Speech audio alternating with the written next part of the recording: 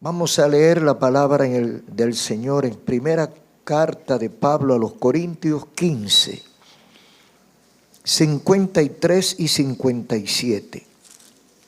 Al 57 dice así: porque es necesario que esto corruptible se vista de incorrupción y esto mortal se vista de inmortalidad. Y cuando esto corruptible se haya vestido de incorrupción y esto mortal se haya vestido de inmortalidad, entonces se cumplirá la palabra que está escrita: sorbida es la muerte en victoria. Amén. Pueden acomodarse. Aleluya. Este mensaje está marcado con el número 1850 y titulado La última muerte. La última muerte. Hay temas que no son agradables. Hay temas que a veces la gente dice: ¿por qué usted no habla de otra cosa?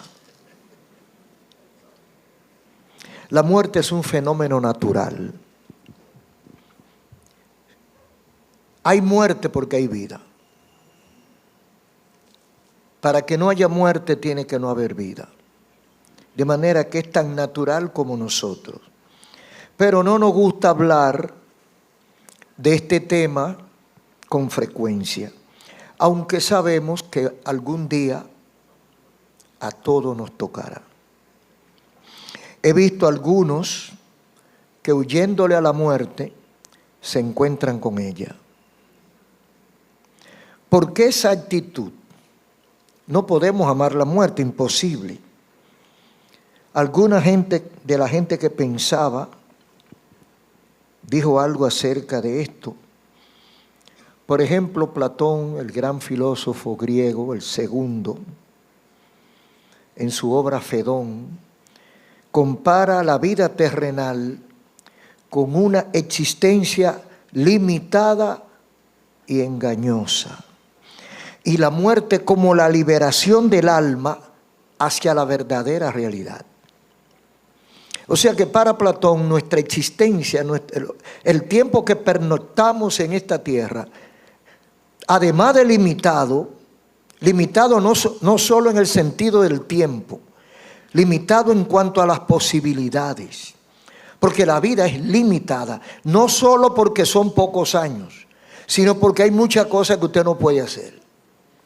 O sea, es una vida limitada y engañosa, decía Platón. Y la muerte para él era la liberación del alma hacia la verdadera realidad. Estaba bien claro. Yo pienso que estaba muy claro para ser una persona que pensó 400 años antes de Cristo. Decía Sócrates que una posibilidad de encuentro con los ya muertos y con los que van a morir andaba cerca, porque Platón era alumno de Sócrates. Entonces parece que se derivó, y dice Sócrates que la muerte es una posibilidad del encuentro con los que ya se fueron y con los que se irán. Porque hay gente que cree que no se va. Ay, Señor. Pero sobre todo hay mucha ignorancia. Y esto rodea el tema de mucha incertidumbre, de mucha sombra, de mucho miedo. Porque posiblemente el gran temor que tenemos los humanos es porque le tenemos miedo a lo desconocido. Y como uno no sabe lo que hay después del telón para allá, entonces la gente le da miedo. Sin embargo, en México se adora la muerte, la Santa Muerte. Aunque lo prohibieron oficialmente desde el año 2005, pero todos los años lo celebran. Hacen unas caravanas, hacen unos ritos satánicos, ocultistas, grandísimos, y muchísima gente participa de la Santa Muerte, el día de la Santa Muerte. La Biblia es el único documento confiable que arroja luz sobre el tema que estamos tratando. Por eso hay que consultar la Biblia. Por eso hay que respetar la Biblia. Y el único que puede hablar de la muerte porque fue y volvió, se llama Jesucristo. Todo lo demás inventan. Cristo y aquellos a quienes Él autoriza para que hablen, pueden hablar del tema porque el único que conoce ambos lados de la moneda es el Señor Jesucristo. Además de consultar la Biblia, porque hay mucha gente que la lee por encima, pero hay que consultarla y respetarla. Porque hay veces que usted va a buscar en la Biblia como literatura antigua y usted encuentra un dato que usted está buscando y consultó. Pero espiritualmente esto no reporta ningún resultado. Hay que respetar las verdades bíblicas. A la gente, a todo le inquieta saber el destino final del alma o el fin de nuestra existencia. Porque todo el mundo sospecha lo mismo, que no estaremos aquí para siempre. Sabemos que un día nos vamos. Por ejemplo, los testigos de Jehová, los ruselistas, enseñan que cuando morimos, el alma no va a ninguna parte. Es como un árbol que murió, se secó y se acabó. O una cucaracha que usted la aplastó y se murió. Eso piensan ellos. Respetamos su creencia, pero la Biblia dice otra cosa. La Biblia enseña que el alma es inmortal. Inmortal. Y que hay solo dos destinos eternos. Hay un destino de luz eterno y un destino de sombra o de tiniebla que también es eterno. Y nosotros, los seres humanos, estamos divididos en dos zonas existenciales. Una es la espiritual y otra es la material. La espiritual y la material. Lo material, lo que vemos, lo que palpamos, lo que tocamos, lo que sentimos, etc. Y lo espiritual es toda la parte invisible, que solo nos la imaginamos, pero no la podemos ver. Ante Dios existen dos tipos de seres humanos. O el ser humano está convertido en dos tipos. El natural o normal y el espiritual. La parte material del hombre es nuestro cuerpo, nuestras cosas materiales. Y la parte espiritual es el alma, es el espíritu, que todo lo tenemos, porque el cuerpo no es más que un estuche. Un estuche donde se guarda el alma. Con la diferencia de que los estuches, cuando le sacan la prenda, siguen, pero el cuerpo no. Cuando sale el alma, el cuerpo se pierde su vitalidad y se desintegra. O sea que la vida del cuerpo es el alma. Y ante Dios hay dos tipos de seres humanos. El normal o material, o sea, así lo ve Dios según la Biblia, y el espiritual. Por ejemplo, dice en 1 Corintios 2, 14 y 16.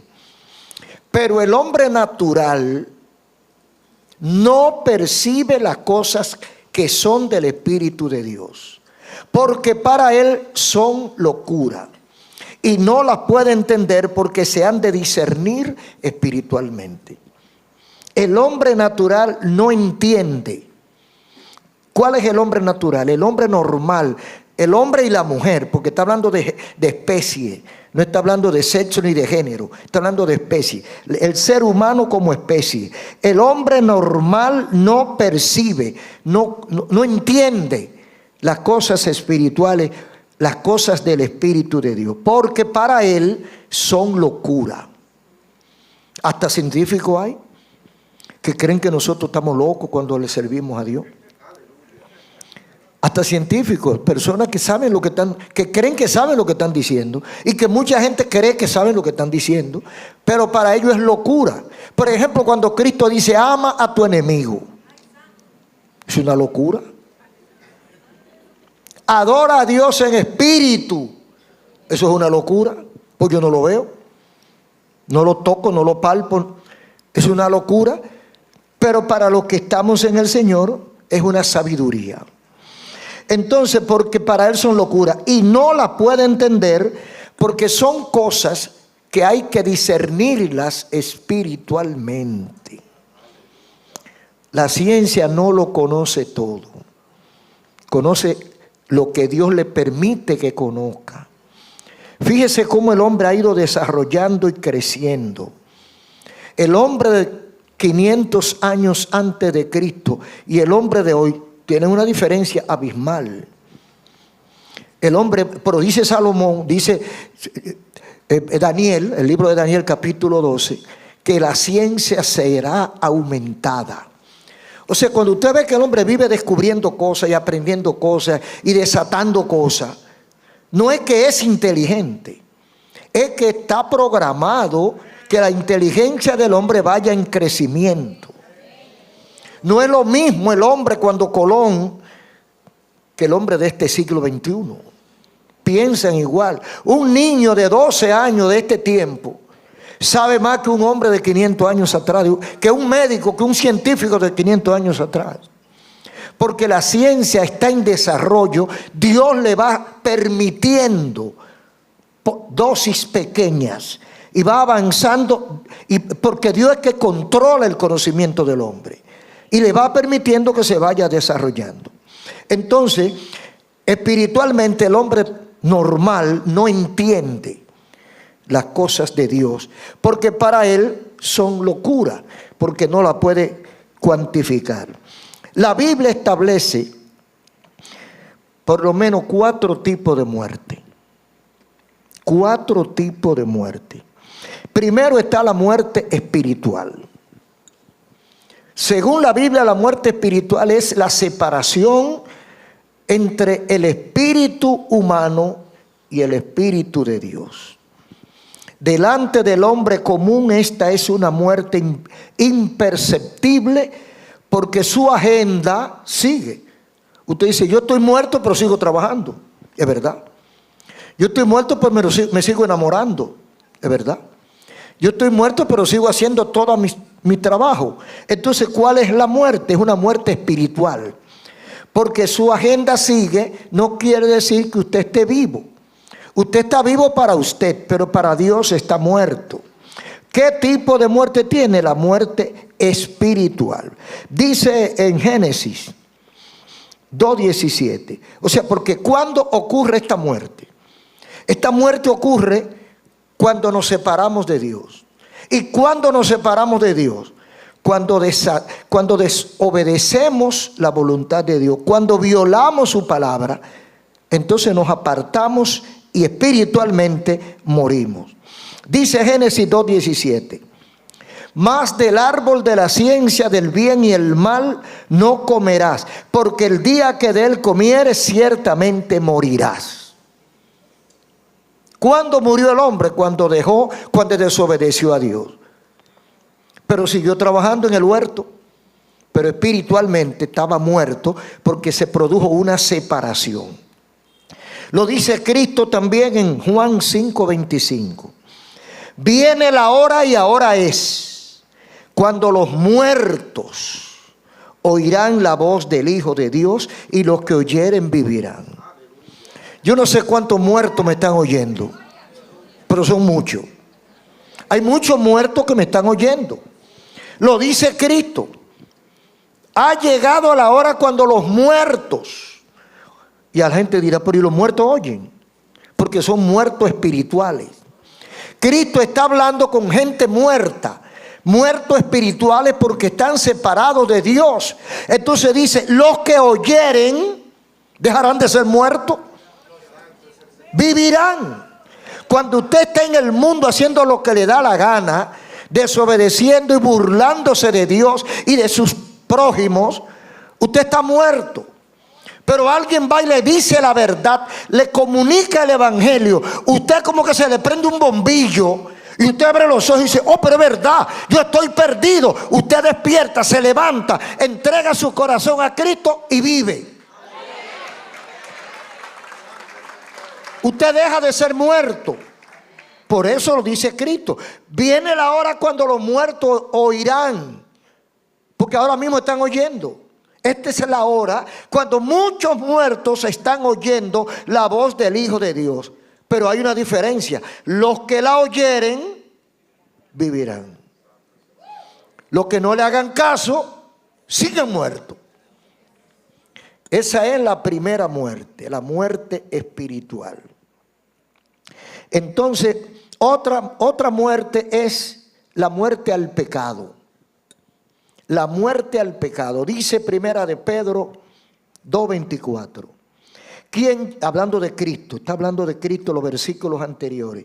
Quien llevó él mismo nuestros pecados en su cuerpo, para que nosotros, estando muertos en los pecados, vivamos a la justicia, y por cuyas heridas fuimos sanados. Entonces, dice Pedro, el apóstol Pedro, que Cristo llevó nuestros pecados en su cuerpo. ¿Con qué propósito? Para que nosotros, estando muertos en pecado, vivamos a la justicia. Lo que quiere decir que cuando usted está predicando el evangelio a la gente que no le sirve a Dios, usted le está predicando a muertos, aunque no esté en el cementerio. Le está predicando a muertos espirituales. Y esos muertos pueden vivir cuando lleguen a la justicia. Y por otro lado, dice el apóstol Pablo en Gálatas 2:20, hablando de los muertos al pecado: con Cristo estoy crucificado, y ya no vivo yo, mas vive Cristo en mí. Ese es un muerto también. Muerto al pecado. Ese es muerto al pecado. Porque hay una muerte, la segunda muerte que estoy hablando es una muerte social. La experimentamos al entregarnos a Cristo. Cuando nosotros le servimos a Dios, vivimos. Ese que vive sirviéndole a Dios, cuando entrega su vida a Cristo y vive en Cristo, ojalá me estén entendiendo, y vive en Cristo, ¿qué era antes de vivir en Cristo? Un muerto. Entonces, al oír la voz de Dios, vivió, pero ahora se convierte en otro tipo de muerto.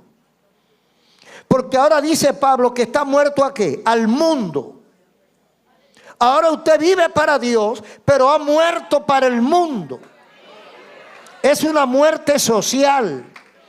Esa es la muerte que experimentamos cuando entregamos nuestra vida a Cristo. Seguimos vivos para Dios, pero ante los deseos de la carne y ante la vida mundana somos como muertos. Usted sabe que el muerto no huele, ni le hiere nada, ni siente, ni padece, ni baila, ni brinca, ni nada le gusta, ni nada le molesta. Pues eso es un cristiano ante el mundo. Las cosas del mundo no me atraen, porque ya yo para el mundo soy muerto. Esa es la segunda muerte que habla la Biblia, el segundo caso de muerte. Nosotros morimos al mundo cuando venimos a Cristo, y eso significa el bautismo. El bautismo simboliza eso, el bautismo evangélico, el bautismo bíblico. Por eso hay una inmersión. La gente, el pastor o el oficiante lo bautiza, lo zambulle, porque es simbólico. Eso quiere decir muere, yo muero y yo me levanto a una vida diferente. Muerto y resucita en el nombre de Jesús. Otra muerte que menciona la Biblia es la muerte física o inevitable. Es la división del alma y el cuerpo, lo espiritual de lo material. Esa es la muerte que la gente conoce. La división del cuerpo y el alma, porque el cuerpo, cuando la muerte el alma se sale, decimos que está muerto y yo creo que es verdad que está muerto. La división de lo material y lo espiritual, eso es muerte física. Entonces dice el Salmo 89, 48, que el hombre vivirá y no verá muerte. ¿Qué hombre vivirá y no verá muerte? ¿Librará su vida del poder del sepulcro? No ha aparecido. Mire que han habido muchos genios y todavía no se ha podido inventar la pastilla que le impida a usted morir. Todavía estamos sujetos a la muerte física. Dice el salmista que no hay hombre que viva y no muera. Y nadie tiene la capacidad de librar su vida del poder del sepulcro o de la muerte. Y dice en 1 Corintios 15, 53, porque es necesario que esto corruptible se vista de incorrupción y esto mortal se vista de inmortalidad. Está claro. Es necesario, es imprescindible que este cuerpo corruptible, sujeto a enfermedades, sujeto a debilidades, sujeto a achaques, a deformaciones, este cuerpo corruptible se vista de incorrupción. Y esto mortal, este estuche, se vista de inmortalidad. ¿De qué está hablando el apóstol Pablo? Está hablando de la vida después de la muerte. Está hablando de lo que mucha gente no le da la gana de querer entender, que hay una vida después de esta. Hay una vida después de esta y a eso vino Jesucristo al mundo, a darle significado, importancia y liberación a esa vida que es mejor. Y ahí tenía mucha razón Platón. Es necesario porque nosotros todos queremos llegar a la patria celestial. Todos queremos llegar al lugar que Dios tiene preparado. Pero hay un versículo que dice que a la cosa sucia no entran. Entonces, ¿qué hay que hacer? Un cuerpo corrupto, sucio, como el de nosotros, contamina el cielo, contamina la otra vida. Entonces no podemos subir allá así. La Biblia habla del proceso que pasará cuando Cristo venga, cuando levante su iglesia o la resurrección de los muertos. Cuando esto corruptible se vista de incorrupción y esto mortal se vista de inmortalidad, entonces estaremos preparados para entrar a ese lugar que Dios tiene para los que le aman. Dice Hebreos 9:27, hablando de esta tercera muerte, la muerte inevitable, la muerte física, y de la manera que está establecido para los hombres, que mueran una sola vez y después de esto el juicio. El juicio, se habla del juicio de Dios. El juicio es cuando usted lo llevan al tribunal y hay un juez o unos jueces y hay unos fiscales que lo acusan y que dicen, le traen un expediente a usted. Y el juez va a escuchar todas las partes y va a hacer un juicio. Entonces lo condena o lo liberta. Entonces la Biblia dice, no es un invento, es que está establecido. Está escrito. Y nadie va a poder borrar eso. Nadie puede cambiar esa realidad. Está establecido por el mismo que le dio vida a usted. El que lo trajo a esta tierra tiene algo establecido. Y lo que tiene establecido es que después de la muerte viene el juicio. O sea que usted se muere, usted creía que era un santico. Y a lo mejor mucha gente cree que es un santico. Usted va a una funeraria y sin excepción todos los muertos son buenos. Usted oye a la gente hablando del muerto, todos eran buenos. Puede ser el peor de los delincuentes. Y usted oye a la mamá, a las tías. ¡Ay, eso no mataba una mosca! Pero en la policía tiene un expediente de este largo. Pero no mataba una mosca en su casa. Hay gente que en su casa, en su entorno, son modelos. Pero cuando nadie lo ve o que lo conozca, en otros lugares hacen diabluras. Entonces dice aquí que después que uno muere, lo llevan a un tribunal. ¿Dónde está? No me importa dónde esté. Lo que me importa es que está en algún sitio. Después que uno pasa de esta tierra, lo llevan a otra dimensión. En esa dimensión hay juicio. Y en ese juicio me van a sacar todo lo que yo hice. Porque a veces la gente cree que a Dios lo va a engañar.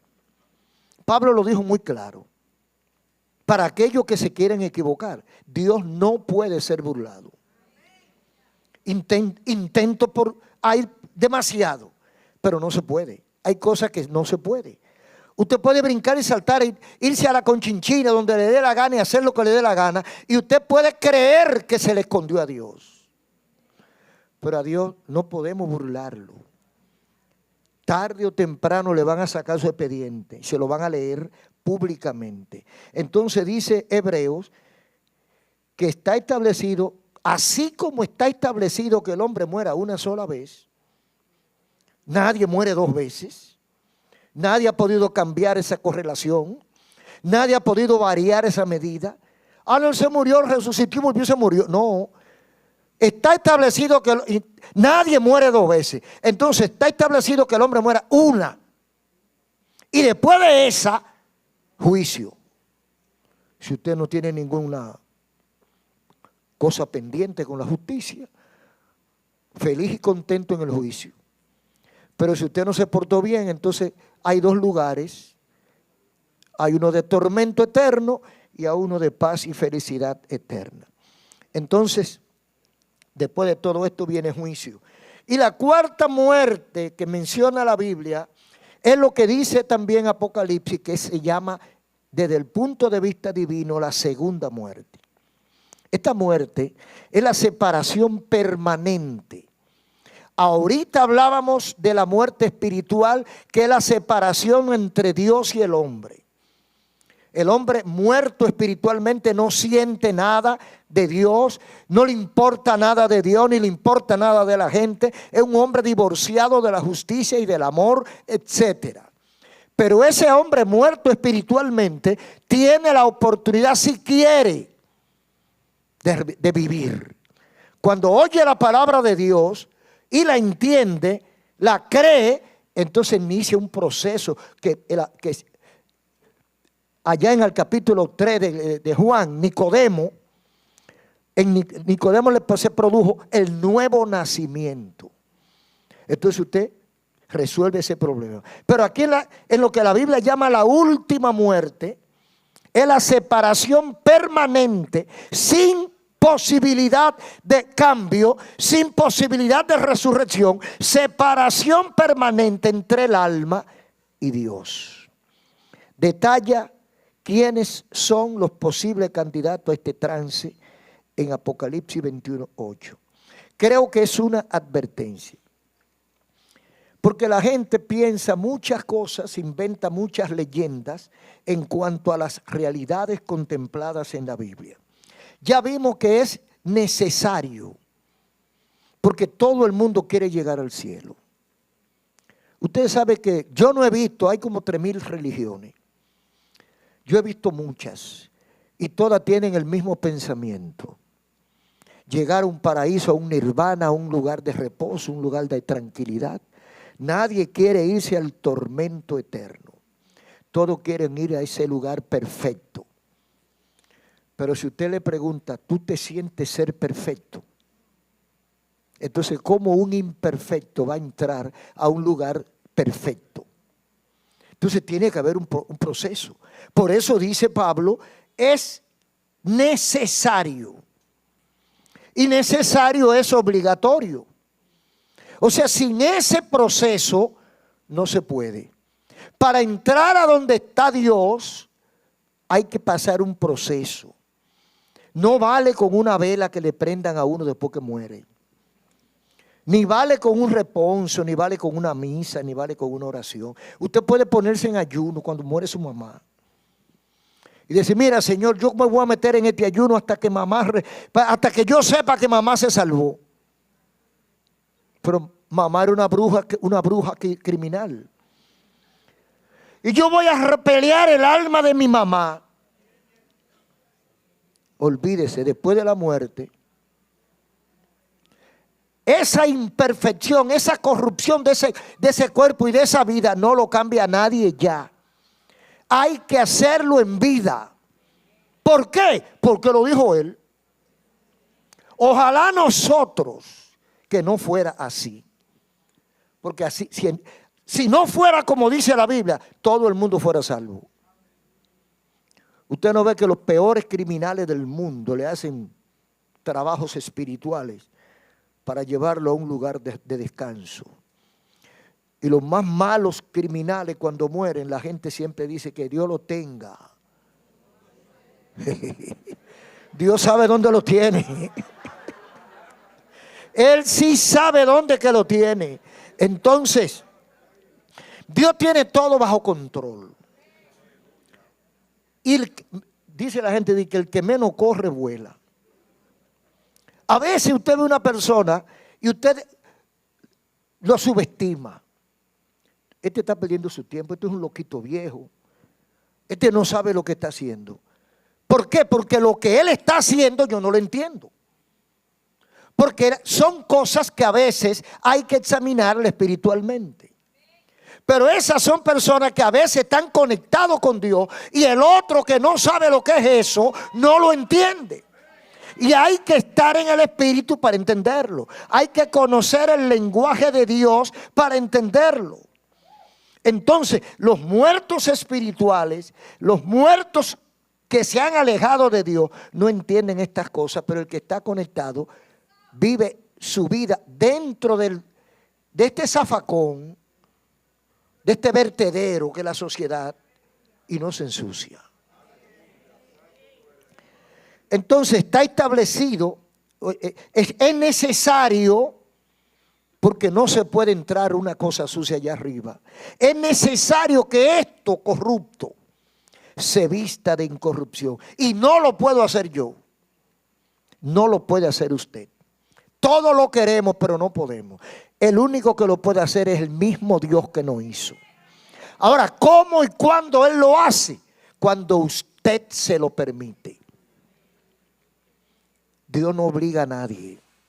Dios no forza. Dios te abre la puerta, te da la inteligencia, te da el aviso, te abre la puerta y te suelta. Si eres inteligente, te das cuenta que te abrieron la puerta.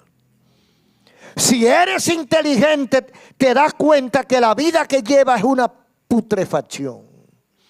Si eres sabio y valiente, te das cuenta que debes ponerle un freno a esa vida que llevas. Tienes que aprender a decir no.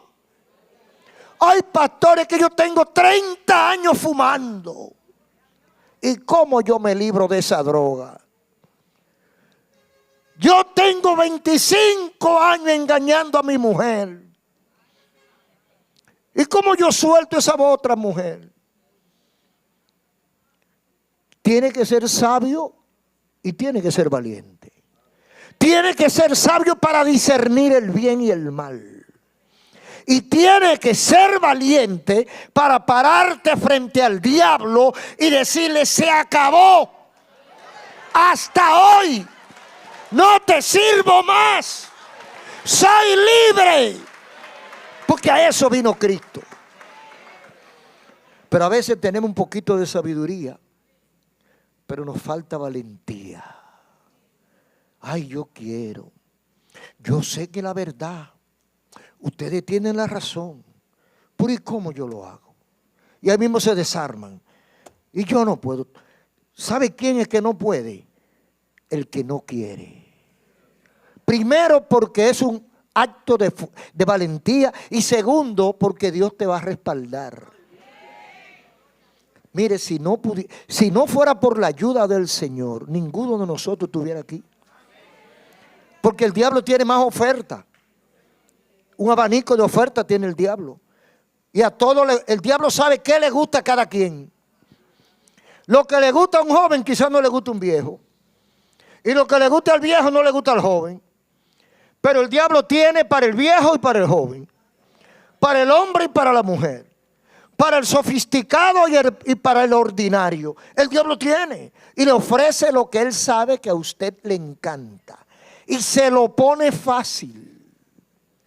Entonces uno tiene que ser sabio, entendido, para discernir lo que le conviene y lo que no le conviene. Y luego de que entiende esa verdad, entonces ponerse los pantalones y apretárselo. Satanás me tiene engañado con el vicio hace tantos años. He perdido mi fortuna en el vicio. He perdido mi familia. Ya está bueno. Es tiempo de resucitar. Es tiempo de un nuevo nacimiento. Entonces la última muerte es cuando se separa de manera permanente Dios y el alma. ¿Y cuándo sucede esto? ¿Cuándo será que se va a separar permanentemente Dios y el alma? Cuando el alma, o sea, cuando morimos, cuando el cuerpo muere y el alma se despide del cuerpo. Si murió sin Dios se quedó. Eso es lo que enseña la Biblia. Nosotros no inventamos nada. Y yo creo lo que dice la Biblia. Y el Señor va a condenar y mandar a cada sitio a quien le toca. Entonces por eso se adelanta Apocalipsis 21:8. Apocalipsis 21:8 y 21:7 está hablando de esas cosas que a la gente no le gusta que le hablen. Que al humano no le gusta. Lo primero que dice el versículo 7 es: el que venciere heredará todas las cosas, y yo seré su Dios y él será mi hijo. El que venciere, ¿qué? Amigo, hermano, el que venciere, ¿qué? A veces la gente habla de la fidelidad. Qué lindo es ser fiel a Dios. Pero todo lo que hemos sido fieles a Dios, sabemos la lucha que se coge. Por eso yo cojo una santa ira cuando yo veo gente queriendo relajar con el testimonio del otro. Usted no sabe lo que le cuesta a un hombre ser serio. Usted no sabe lo que le cuesta a una mujer ser honrada. En medio de este mundo maldito que vivimos nosotros, donde lo malo es bueno y lo bueno es malo. Entonces cuando un hombre y una mujer se guardan sin pecado, sin fallar, sin dañar a nadie, eso hay que aplaudirlo. Entonces por eso es que dice: el que venciere la tentación, el que venciere los desafíos, el que venciere las debilidades propias de la carne, porque somos débiles. Hay veces que hay hombres, muchos hombres, he oído decir que ellos quisieran seguir a Cristo. Ellos quisieran entregarse a Cristo. Pero el problema de ellos es que les gustan las mujeres. Digo, mira, si no le gustan las mujeres no es un hombre, es lo primero. Entonces todos los hombres que tú ves en la iglesia les gustan las mujeres. Y todos esos hombres que les gustan las mujeres tienen una porque les gusta. Pero no somos locos tampoco. Tenemos control. Tenemos sabiduría de lo alto. Sabemos elegir entre una cosa y la otra. A usted le gustan los cuartos. Vaya al banco a cogerlo. Mire el jefe de la policía aquí que yo lo mando a buscar de una vez. Porque me gusta, yo voy. No, es un control. Necesitamos ese control. Pero hay gente que son de abocado. No tienen control. Le marchan a las muchachitas, a la viejita, a la mediana, a la gordita, a la flaquita, a la blanquita, a la morenita.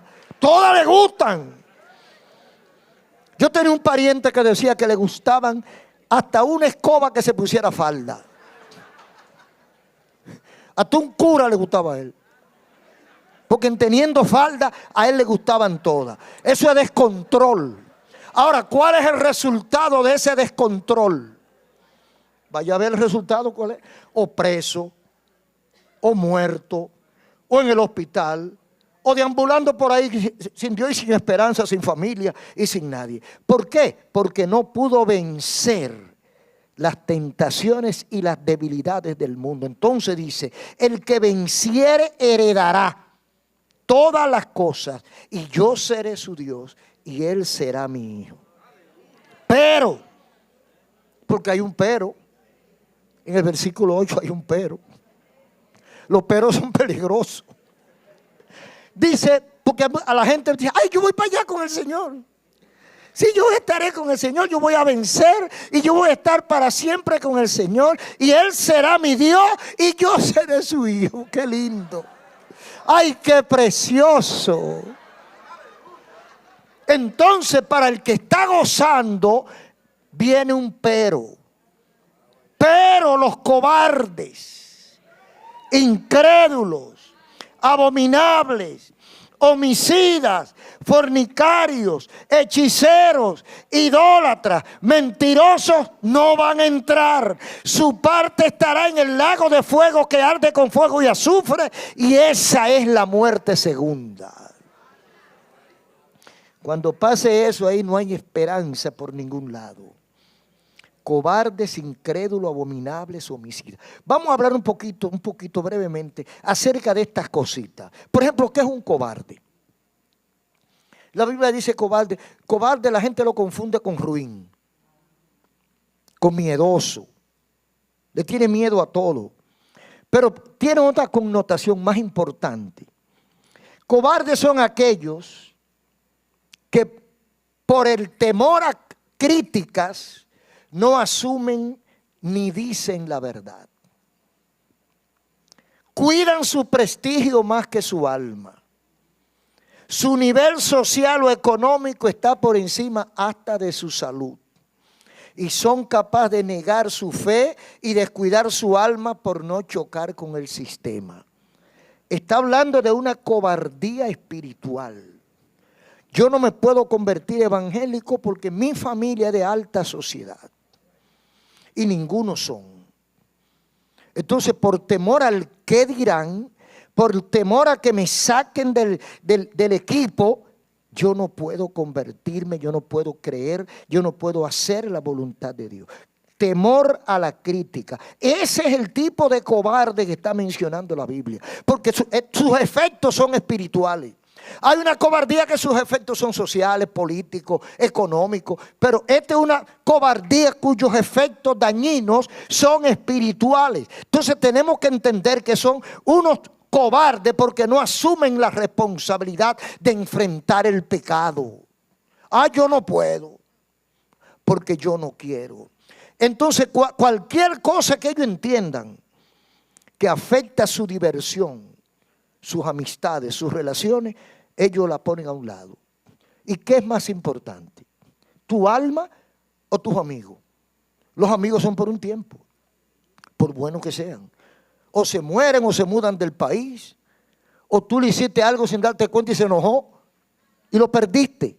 Todo eso es pasajero. Entonces lo importante es nuestra relación con Dios. Esa la conserva usted aquí y después de aquí. La conserva aquí en este país y en cualquier rincón del mundo. Usted conserva esa relación. Y le vale en esta tierra y en el otro mundo. Entonces hay que ser inteligente para no ser cobarde. Dice, los incrédulos. Muchos que estando en la iglesia alaban a Dios, pero tienen dudas. Dudas importantes. Por eso los discípulos anduvieron con Jesús 3 años. Y en un momento le dice, vieron algo y le dicen, Señor, aumentanos la fe. Mire, si los discípulos que estaban con Jesús necesitaban un aumento de fe, ¿qué le parece a nosotros? Hermanos y amigos, yo pienso que cada vez que uno ora debe pedirle a Dios que le aumente la fe. Porque es lo único que nos puede sostener. Cuando usted pierde la fe, pierde todo. Pierde la esperanza, pierde la estabilidad, pierde el equilibrio, se le meten los miedos. Se va a pique cuando pierde la fe. Entonces hay que mantener esa fe y no dudar ni por un minuto. Por eso debemos decir, Señor, auméntame la fe. Porque si mi fe está arriba, lo demás es bobería. Entonces dice también los abominables. No entrarán. Esos son la gente que no van a entrar. Los abominables se refiere a la apertura o permisividad en cuanto a tipos de pecados que la modernidad ha desclasificado o descalificado como tal. Quizá todos los que me escuchan no lo entiendan bien, pero hay pecados que 50 años atrás eran mortales y ahora son pecados suaves. Hay cosas que la gente hacía escondido y ahora la publica y la publica en las redes. Toda la bajeza y la porquería que la gente se avergonzaba de ella en público, ahora la publican en las redes. Eso es abominable. Cuando usted lo sucio lo presenta como limpio. Cuando usted acepta lo que no sirve como cosa de valor. Cuando usted le está dando importancia al excremento. Usted está siendo abominable delante de Dios. Dios los repudia. Aunque la sociedad haya cambiado su percepción. Hay cosas que en la Biblia eran pecado hace 3000 años y son pecado todavía. Esto no cambia, este librito no cambia.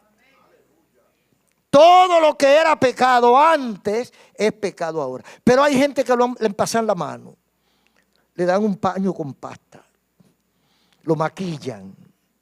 Dicen, no, porque lo que pasa es que antes uno no entendía bien. Pero eso no es así. Usted sabe lo que están disculpando la pedofilia en algunos sitios, la zoofilia y una cantidad de aberraciones que en otro tiempo la gente ni la mencionaba.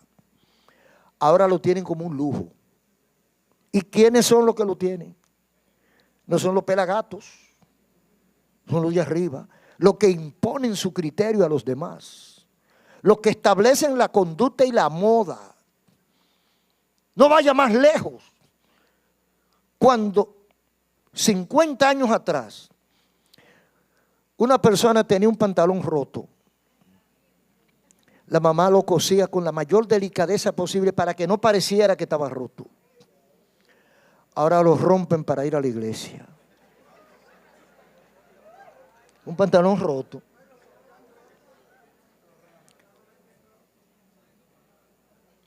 Los muchachitos cuando iban a la escuela que no tenían ropa, a veces tenían que ponerse el pantalón del hermanito mayor y le quedaba flojo cayéndose. Eso es una vergüenza. Ahora no. Ahora el pantalón flojo cayéndose, arrastrándose, eso es una moda. Pero también en la parte moral está eso. Un señor de 70 años con una muchacha de 20. Si la tenía, no se atrevía a sacarla a la calle o a salir juntos. No se atrevía él. ¿Y ahora? Ahora es un lujo. Es como si fuera un arete que la lleva para donde quiera que va. Ese es el mundo que estamos viviendo, descompuesto. Entonces esos son actos de abominación según la Biblia. Y Dios repudia el pecado, no importa dónde, cómo se cometa. Entonces nosotros tenemos que llegar a conclusiones. Si usted me está escuchando, significa que está vivo. Entonces, estás en el mejor momento para tomar una decisión a favor o en contra de tu alma en la eternidad. La segunda muerte, todos los cobardes, mentirosos, abominables, homicidas, fornicarios, hechiceros, tendrán su parte en el lago que arde fuego y azufre, y esa es la muerte segunda. La última muerte, la inapelable, de la que nadie podrá escapar después que llegue ahí. Para escapar hay que hacerlo antes. Usted reconoce a Cristo como Salvador, porque repito, el alma es inmortal. aquí vive 100 años. Pero eso no es todo. Ahora es que falta. Cuando sale del cuerpo y se va al otro sitio, según la Biblia enseña, y es la única autoridad existente, sea en bien o sea en mal, es eterno. El alma es inmortal, ya le hemos leído en varios lugares de la Biblia. Su alma no se muere con su cuerpo va a la tierra, el polvo. Dice, el cuerpo al polvo y el alma a Dios que la dio. O sea, al destino que Dios le indique. Bajo la autoridad y la posesión de Dios el alma. Dios es el que sabe a dónde la va a poner. Porque para Dios el cuerpo no importa tanto. Por eso es que la gente llora cuando se muere el cuerpo y Dios no llora. Porque para Dios no se ha muerto. Se muere para nosotros porque lo dejamos de ver. Pero esa persona va a existir en otra dimensión, en otro lugar, dependiendo de cuál haya sido su vida. Dependiendo cuál haya sido su conducta. Porque pensamos que este mundo no es más que como unos tubos de ensayo de un laboratorio. Por aquí pasamos para probarnos. Y Dios nos da la oportunidad del libre albedrío para que yo haga lo que me dé la gana con mi vida. Si yo quiero, adoro a Dios, le sirvo a Dios, respeto a Dios. Si quiero, me burlo. Y no se mete conmigo, me deja. Ahora me la guarda. Me la guarda. Y cuando salimos de aquí, entonces encontramos el paquete. No, como Rico y Lázaro. No, que a mí me toca ya. No, varón. Y Lázaro está allá, pero yo debo estar allá más que Lázaro. No, varón, a ti no te toca ahí, a ti te toca allá. Porque aquí mando yo, allá mandaba tú, aquí mando yo. Ese es el problema, que cuando salimos de aquí todos somos del mismo tamaño, del mismo nivel social. Todos somos iguales. Nadie es más, nadie es menos. Todos somos iguales. Y todos nos podrimos a los 4 días. Hay que tomar en cuenta quiénes somos, para dónde vamos y hacia dónde podemos llegar. La última muerte, la segunda muerte según Apocalipsis 21:8, debemos tomarlo en cuenta. Porque no habrá escapatoria. No quiero que nadie esté asustado, ni la intención es que la gente se sugestione. Es que la gente piense. Que la gente piense. El tiempo que estamos en esta tierra es un abrir y cerrar de ojos. ¿Qué son 100 años ante la eternidad? Una paja, nada. Entonces, todo esto es un pasar, un tránsito. De aquí salimos hacia la verdad, como decía el gran Platón. Nosotros aquí estamos en la vida terrenal con una existencia limitada y engañosa. Y la muerte nos ofrece la oportunidad de la liberación del alma hacia la verdadera realidad. Esto no es real. Hoy es una cosa y mañana es otra. Pero vamos rumbo a la realidad. Por eso tenemos que tomar en cuenta lo que dice la palabra de Dios. Creamos lo que dice la Biblia. Y nuestra vida va a cambiar aquí y va a cambiar allá. Y Dios lo va a bendecir aquí y lo va a bendecir allá. Un aplauso al Señor. Muchas gracias, Señor, por tu palabra. Termina tu obra en el nombre de Jesús. Voy a hablar con los amigos que están aquí con nosotros y con los amigos que están allá a través de los medios. Si usted escuchó la palabra de Dios, si usted entendió, debe haber pensado en su estatus. Si usted está en condición correcta o no delante de Dios. Si usted considera que está lejos de Dios y que esta es la oportunidad de acercarse a Dios, entonces usted va a repetir conmigo esta oración que vamos a hacer. Vamos a orar pidiéndole perdón al Señor. Si usted entiende que está bien y que Dios no tiene nada que reprocharle, entonces usted se queda tranquilo. Pero si usted sabe que no está bien delante de Dios y tiene la intención de arreglar su vida con Dios, este es el momento. Los que están aquí y los que están allá, cierren sus ojos y dentro de sus posibilidades repitan esta oración en voz alta o en voz baja, pero con el corazón. Oremos. Amado Dios, acabo de escuchar tu palabra. Acabo de entender que mi alma necesita un acercamiento a ti. He vivido lejos de ti.